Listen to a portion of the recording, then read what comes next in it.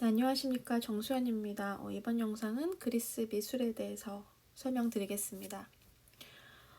그리스 미술은 지중해 아테네를 중심으로 한 미술인데요. 도리아족이 북쪽에서 그리스 본토로 이동하면서 이제 그리스 문화가 시작하게 됩니다. 그리스 미술은 서구 미술의 출발이라는 점에서 이제 굉장히 중요한 의의를 갖게 되는데요. 이때부터 이제 이상미를 추구하기 시작합니다. 그래서 비례, 균형, 조화 이런 것들을 이제 중요하게 여기기 시작하는데 바로 이러한 점들이 이제 서구 미술의 근간을 이루게 됩니다. 아까 말씀드렸다시피 이제 지중해 아테네 중심의 그런 도리아족 미술인데요. 그래서 도리아족들은 이제 본인들의 문화와 이집트 문화 영향을 받게 되면서 이제 그리스 문화를 이룩하게 됩니다. 그리스 미술은 민주 정치를 기반으로 한 현실의 인간 중심 세계관을 만들게 돼요. 그래서 그리스 미술 같은 경우는 다른 어떤 민족에서도 볼 수 없었던 인간을 중심으로 한 합리성의 추구를 특징으로 하게 됩니다. 또한 자연주의적 미술이 발달하게 되는데요. 아까 이상미를 설명드렸는데 그 이상미라는 것들은 바로 비례, 질서, 조화, 균형을 이야기를 합니다. 이것들을 추구한 자연주의적 미술이 발전을 하게 돼요. 그래서 이제 서구 미술의 근간을 이루게 되는 모습 확인하실 수가 있겠습니다. 또한 개인주의적 문명을 이제 또 기반으로 하게 되는데요.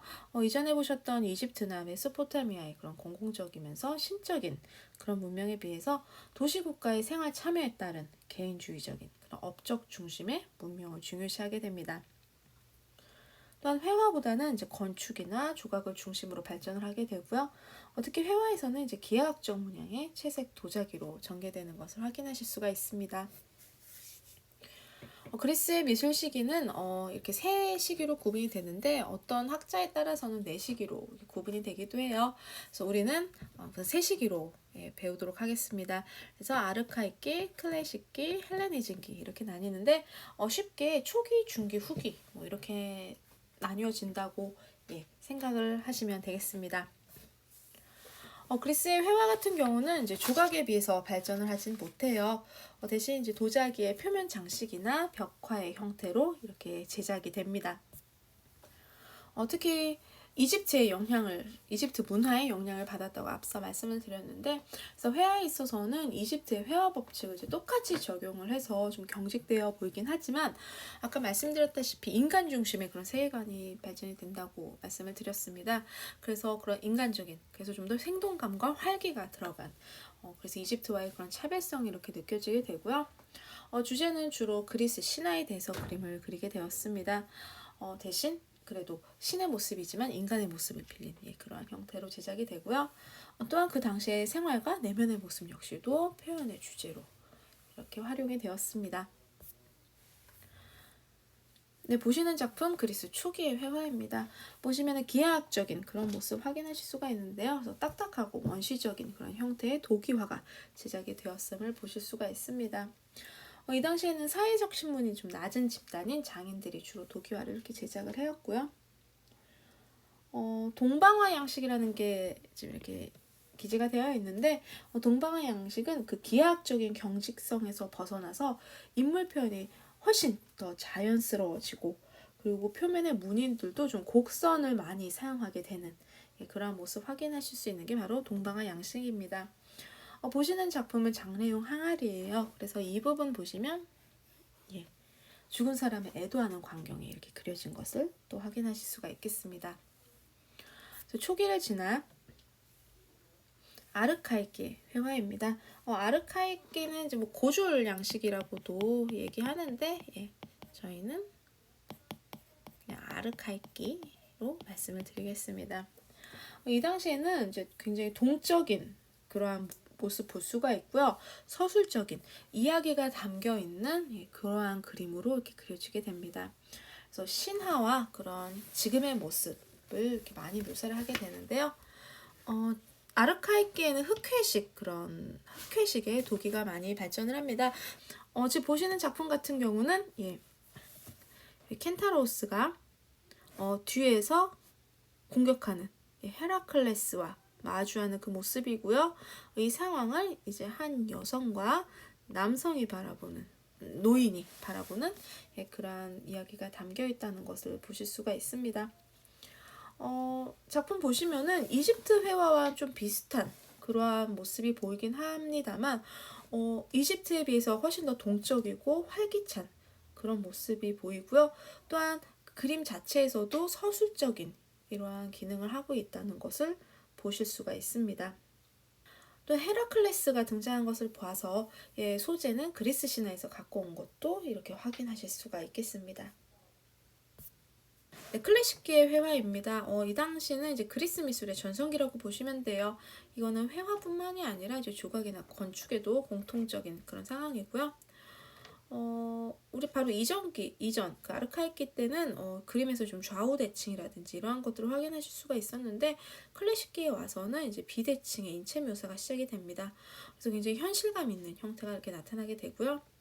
또한 주제 표현에 있어서는 이제 이상미를 추구를 하게 됩니다. 아까 말씀드린 조화, 비례, 질서, 균형 이러한 것들이 나타나는 시기가 바로 클래식기라고 보시면 되겠습니다. 또한 환영적인 공간을 완숙하게 표현한다고 이렇게 기재를 했는데, 환영적 공간이라는 것은 진짜 있는 듯한 느낌을 갖게 하는, 마치 공간이 좀 입체적으로 느껴지는 이런 것을 이제 환영적 공간이라고 얘기를 하거든요. 그러한 공간을 이제 드디어 완숙하게 표현을 하기 시작을 했습니다. 그래서 보시는 작품처럼 인물을 공간 속에 배치를 하고요. 공간감이 살아나고 뒤에 있고 앞에 있고가 느껴지는, 그리고 자연스러운 형태 표현이 수준 높게 구현이 되게 됩니다. 앞서 보신 그 흑회식 도자기와 달리 지금 보시는 작품 적회식 도자기입니다.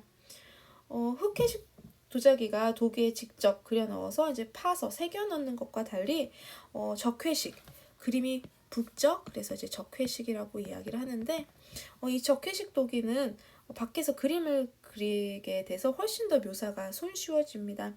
그래서 흑회식이 가진 그 한계를 뛰어넘어서 세부 묘사가 가능한 이런 자연스러운 묘사가 특징으로 보여지게 됩니다. 지금 보시는 작품은요, 예술가가 헤라클레스를 조각상 위에 작업을 하는 그런 모습입니다. 그래서 이 항아리는 굉장히 희귀한 자료를 제공을 하게 되는데요. 이 그림 속에서 조각상이 만들어지는 실제 과정을 보여주게 됩니다. 그래서 이 그리스 클래식기에 조각이라는 장르가 굉장히 유행하고 많이 만들어졌다는 것을 이 도기를 통해서 또 알 수가 있게 됩니다. 앞서 본 도기보다도 훨씬 더 이제 묘사가 많이 되는 이런 작품 보실 수가 있겠는데요. 이 역시도 이제 적회식의 특징이기 때문에 굉장히 세부 묘사가 자연스럽게 이루어진 것을 확인하실 수가 있고요. 인물을 또 공간 속에 배치한 모습과 공간감이 살아나고 자연스러운 형태 표현이 정말 수준급으로 표현된 것을 이렇게 확인하실 수가 있겠습니다. 다음 작품 헬레니즘기 회화입니다. 헬레니즘 같은 경우는 이제 세계화가 시작되는 예술이에요. 알렉산더 대왕이 이제 등장하게 되면서 이제 영토를 굉장히 넓게 크게 만들게 되는데요. 그래서 세계의 이런 문화적인 연결이 시작이 됩니다. 보시는 작품 같은 경우는 이제 알렉산더 모자이크인데요. 사실 이 작품은 로마 시대 때 만든 모자이크 작품입니다. 원작 그리스 때 헬레니즘기의 원작을 보고 제작을 한 것인데, 현재로서는 이 원작 지금 우리가 발견할 수가 없고요. 지금 내려오는 로마 시대 작품으로 확인하실 수가 있습니다. 그래서 로마 시대의 작품이지만 이제 헬레니즘의 특징을 알 수 있기 때문에 여기서 잠깐 이 작품 보도록 할게요. 헬레니즘의 회화가 갑자기 많이 발전을 하게 됐습니다. 이전과는 다르게 명암과 입체감이 나타난다는 것, 굉장히 효과적으로 보인다는 거 이제 확인하실 수가 있고요. 색채도 굉장히 자유롭게 사용된다는 거 볼 수가 있습니다. 혼합이 된다는 것을 이렇게 알 수가 있는 거고요. 또한 초보적인 원근법 볼 수가 있습니다. 앞에 있는 것은 크고 뒤에 있는 것은 작게 그린다는 거. 그래서 이제 공간감에 대한 표현이 이렇게 등장을 하게 됩니다. 조각 같은 경우는 이제 신이나 운동선수의 이상적인 인체미를 표현을 하게 됩니다. 수학적 비례에 따른 그러한 비례인데요. 인간적이고 이상적인 인간의 양성을 위해서 건축을 진행을 하였고 체육을 장려하면서 인체의 운동미나 해부학적 구조, 비례를 중시한 그런 이상적인 아름다움을 추구하게 되었습니다. 또 이제 브론즈 작품이 이제 제작이 되는데 이 브론즈 작품은 이후에 이제 로마 시대에 쓴 이 그리스 때 만들어진 이 브론즈 작품을 기반으로 모조품을 제작을 하게 됩니다.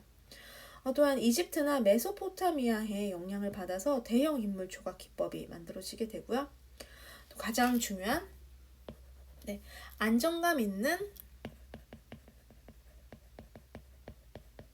동세 표현인 바로 콘트라포스토 자세가 이때 만들어지게 됩니다. 그래서 조각 같은 경우는 그리스 시대에서 가장 중요한 그런 위치를 차지하고 있기 때문에 조각에 대해서는 좀 더 자세하게 설명을 드리겠습니다. 자, 제일 초기 부분이 이제 아르카이크의 조각입니다. 이 당시 조각 지금 딱 보시는 도판만 봐도 이집트의 냄새가 향기가 좀 느껴지는 것 같은데요. 이집트 조각의 영향을 크게 받는 그런 구조 표현이 중점으로 나타나게 됩니다.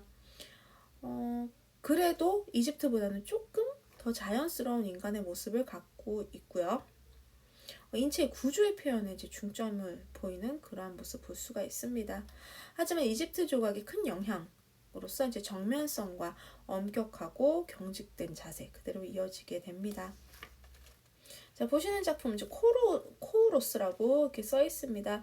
이 당시에는 코르오스와 코레라고 하는 조각상이 이제 발전을 하게 되는데 코르오스는 남성 입상의 조각이고요. 코레는 여성 입상의 조각입니다. 네, 작품 보시면요. 넓은 어깨와 좁은 엉덩이 확인하실 수가 있고요. 다리를 모으고 옆에 팔은 그대로 떨어뜨렸습니다. 그리고 얼굴 표정 보면요. 입꼬리가 살짝 올라가 있는 모습 볼 수 있어요. 이건 바로 코르스의 미소, 아르카이크의 미소라는 그런 특징을 볼 수 있는 입꼬리가 살짝 올라간 그런 웃음이고요. 이렇게 초기 코르스는 이집트 조각에서 볼 수 있는 또한 기하학 이런 엄격한 특성 묘사 그대로 내려오게 됩니다. 그런데 이 모습은 이제 시간이 가면서 더 부드럽고 자연스럽게 변화하면서 이제 클래식기로 넘어가게 됩니다. 자, 여성 입상 조각인 코레입니다. 코르스에 비해서는 훨씬 더 다양한 양식성을 보여요. 이제 옷을 이용해서 이렇게 작업이 들어가서 그런 것 같고요. 특히 이제 여성 입상, 이 코레를 통해서 옷주름과 몸의 관계라는 이러한 개념이 정착하게 됩니다. 또한 이 여성 조각이 입은 이 의상들은 지역에 따른 또 의복 차이를 반영하기도 합니다. 여기 이 작품에서도 이제 코러스랑 마찬가지로 아르카이의 이 미소, 입꼬리가 살짝 올라간 이 미소 볼 수가 있고요. 여성 입상 같은 경우는 드레이프가 된 이 모습뿐만이 아니라 보석이나 왕관, 머리 장식의 이런 다양한 모습도 확인하실 수가 있다고 합니다. 아르카이크 후기에 이제 또 다른 조각 빈사의 전사입니다. 죽어가는 전사의 모습을 이렇게 작업을 하게 됐는데요. 이 모습은 이제 그리스와 트로이의 전쟁 모습을 조각을 한 모습이라고 합니다. 특히 이 빈사의 모습의 이 모습은 좀 그 당시에 유행을 한 그런 형태라고 합니다. 작품 보시면요. 인체의 골격과 근육의 움직이는 모습까지 굉장히 자세하게 묘사가 된 것을 보실 수가 있고요. 그 자세한 묘사에 비해 눈이나 코, 이 턱수염의 묘사 같은 경우는 이제 전통적인 방식으로 제작이 되었습니다. 아직은 이 아르카이크의 좀 딱딱한 그런 모습이 보이는 듯 하면서도 이제 클래식기로 넘어가는 자유롭고 과감한 표현 양식, 또 살짝 엿보이는 바로 이런 과도기적인 모습이 아르카이크 후기 작품인 이 빈사의 전사에서 발견이 됩니다. 그래서 예전과는 다르게 좌우 대칭의 모습이 아니라 이런 움직이는 모습을 포착을 해서 표현을 하게 되고요.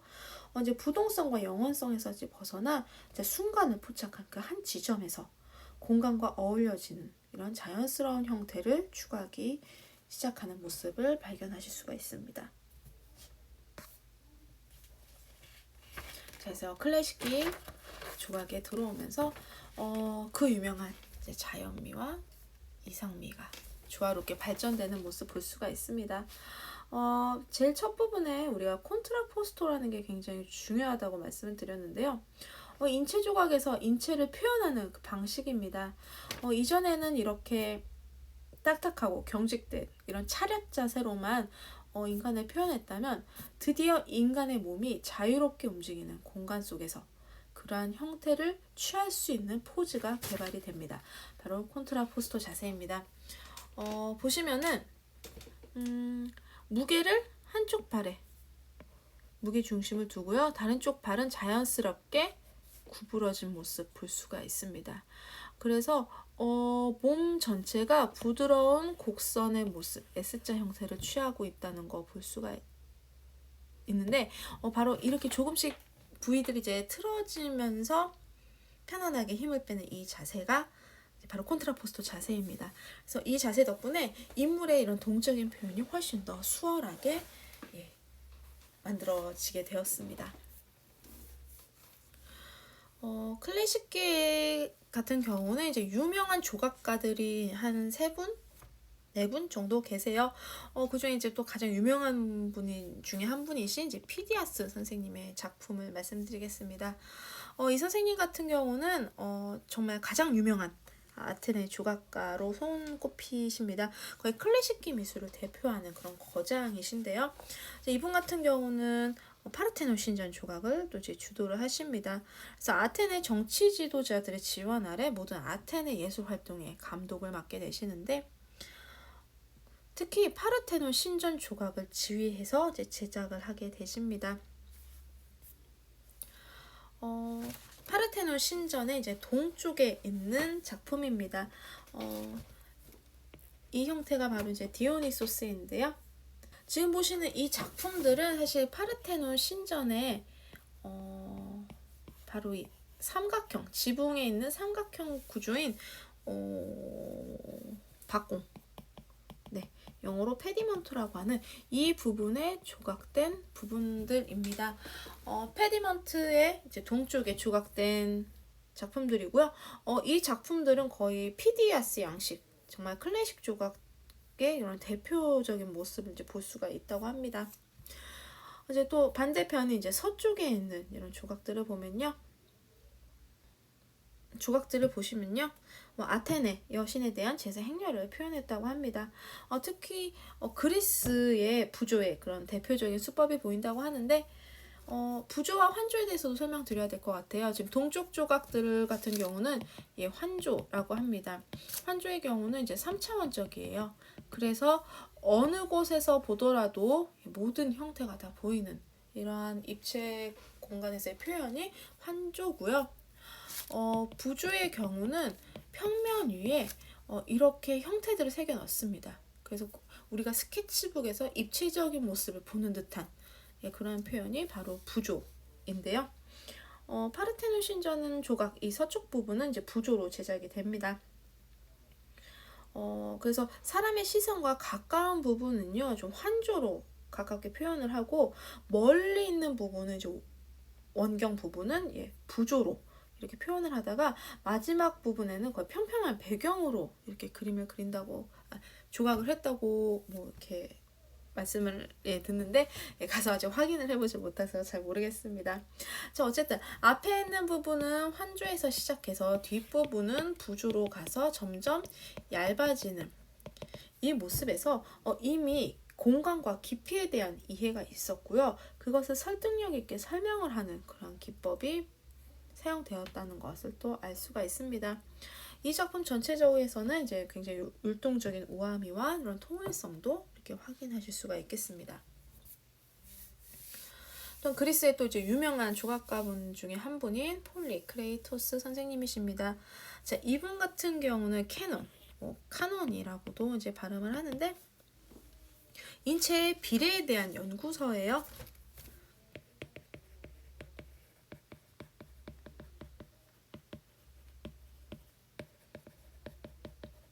인체의 비례에 대한 연구서인 카논을 출간을 하게 됩니다. 그래서 이상적인 인체의 비례 조화를 가장 잘 설명을 하게 되는데 이 당시에 클레이토스 선생님은 이제 7등신에 대해서 이야기를 처음 하게 됩니다. 그게 이제 점점 발전을 하면서 이제 8등신이라는 미학의 기초가 만들어지게 되는 바로 기원이 바로 플리클레이토스 선생님의 캐논입니다. 작품 보시면은요, 창을 맨 남자입니다. 뭐 도리포로스, 그리스어인데요. 뭐 창을 든 남자, 청년, 뭐 이렇게 해석이 됩니다. 작품 보시면은 이제 왼손에 창을 들고 오른발에 체중 싣고 왼쪽 다리 꺾었죠. 그래서 약간 미약한 콘트라포스토 자세인 거 알 수가 있고요. 얼굴을 약간 왼쪽으로 돌리고 서 있는 나체상의 청년상입니다. 아킬레우스를 표현을 했다 그래요. 플레이클레이토스의 이제 청동 원작이 있는데 이 작품 같은 경우는 이제 다시 로마 시대에 대리석으로 카피를 한 레플리카 작품입니다. 아쉽게도 청동 작품은 전해지지 않고 로마 시대에 그래도 모방한 이런 대리석 작품이 있어서 그리스 시대에 어떻게 또 작업이 이루어졌는지 이렇게 확인하실 수가 있겠고요. 또 다른 이제 유명한 선생님이신 이제 프락시텔레스 선생님이십니다. 이분 같은 경우는 클래식계의 정신을 표출한 것으로 손꼽히시는 분이세요. 계속 유행을 해왔던 이제 고귀한 진지함 이러한 모습 대신 선생님께서는 이제 화려하고 쾌활한 그러한 모습을 표현하셨다고 합니다. 작품 보시다시피 피부 굉장히 부드럽게 표현이 되었고요. 머리에 이런 섬세한 표현, 그리고 손에 들고 있는 옷의 주름, 그리고 굉장히 날씬하게 균형 잡힌 이러한 신체를 굉장히 즐겨서 잘 표현하셨다고 합니다. 자, 보시는 작품 같은 경우는 프라시텔레스 선생님의 에르메스입니다. 형태와 이런 세부적인 사항뿐만이 아니라 지금 이 남성이 취한 이 포즈에서 동작에서도 굉장히 자연스러운 자연주의적인 표현이라는 거 보실 수가 있어요. 또한 이 신화에 나오는 이제 헤르메스를 전령의 신인 이렇게 표현을 했는데 그 자연스러운 외관과 이런 종교적 의미를 우아하게 통합시킨 걸작이라고 평가를 받고 있는 플라시텔레스 선생님의 작품입니다. 자, 이제 헬레니즘기로 넘어가게 되면서 조강은 더욱더 사실적이게 되고요. 현실에 대한 모습을 반영하기 시작합니다. 또 인체의 표현 역시 굉장히 육감적인 그런 표현을 하게 되는데요. 이 당시에는 알렉산더 대왕이 인정을 하게 되는데 이때 그 큰 영토의 확장이 미술과 문화에서도 이제 영향을 끼치게 됩니다. 그래서 조화 균형보다는 이런 제국의 위용에 맞는 강렬한 극적 효과나 거추고 인상적인 효과에 주력을 하게 된다고 합니다. 자, 보시는 작품은 밀로의 비너스고요.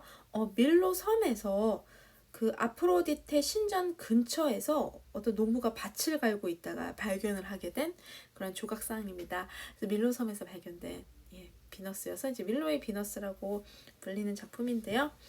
비너스의 그런 우아한 표정과 우아한 포즈 때문에 고전주의 작품, 클래식계의 작품이라고 이제 추정하는 학자들도 있는데 이 허리에서부터 풀어져 나가는 이 S 곡선 커브와 몸 전체가 살짝 뒤틀린 모습이에요. 그리고 흘러내리는 이 드레이프된 굉장히 우아한 풍요로운 이 의상의 육체미는 그 경직된 그런 고전기의 그 균형과 안정보다는 그 선을 넘은 헬레니즘의 걸작이지 않겠냐라는 이제 이런 평가가 나오게 되었습니다.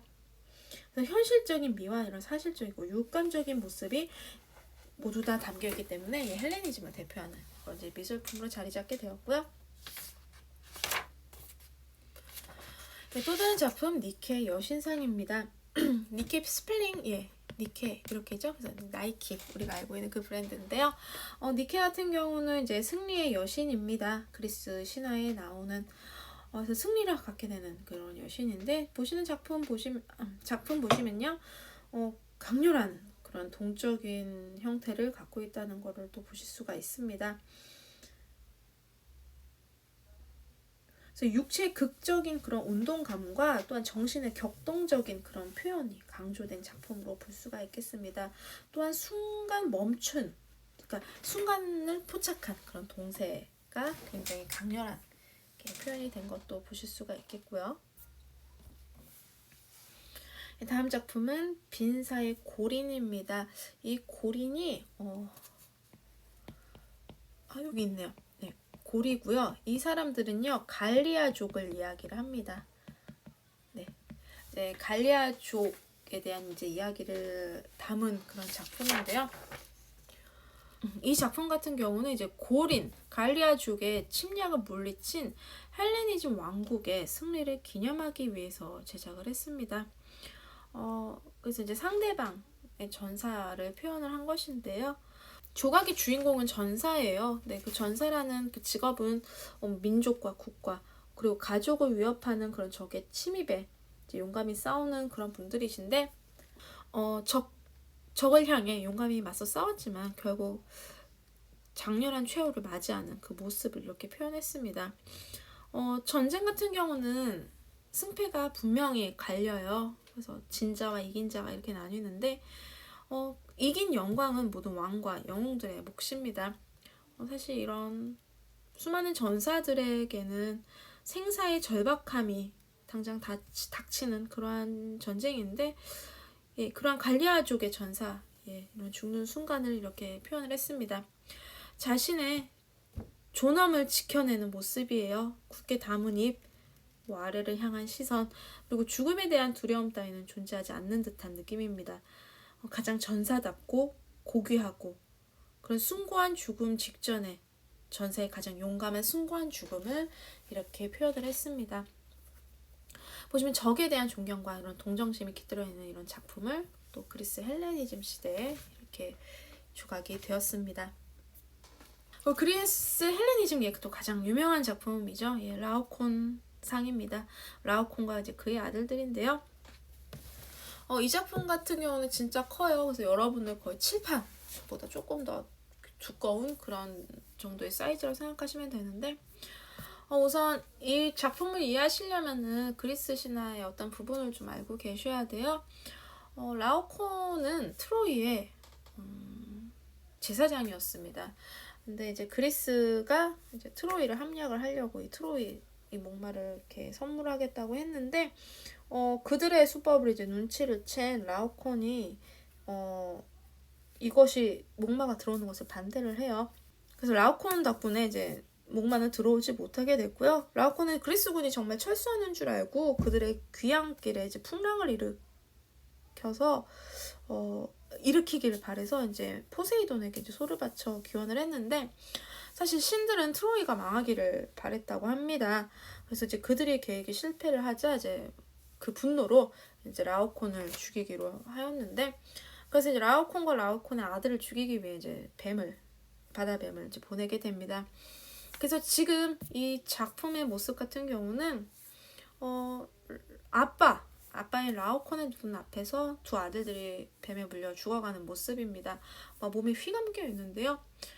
이 당시 이제 라오콘의 심정을 한번 이해를 해보자면 자신의 행동으로 신의 노여움을 사 자신이 사랑하는 아들이 나의 행동으로 인해 이렇게 죽어가는 이 상황에서 나는 이 아들들을 구하지 못하고 게다가 나 역시도 뱀에 물려 죽어가는 이 상황, 내 사랑하는 사람들을 떠나보내는 이 구할 수 없는 무기력함과 죽음, 그리고 또 다시 내 눈앞에 펼쳐진 눈앞에 맞닿은 이 죽음. 그래서 이 작품 자체가 공포와 두려움, 슬픔, 이 모든 인간의 감정이 너무나도 잘 담겨 있다고 해서 정말 그리스 시대 최고 걸작으로 이렇게 또 손꼽히고 있습니다.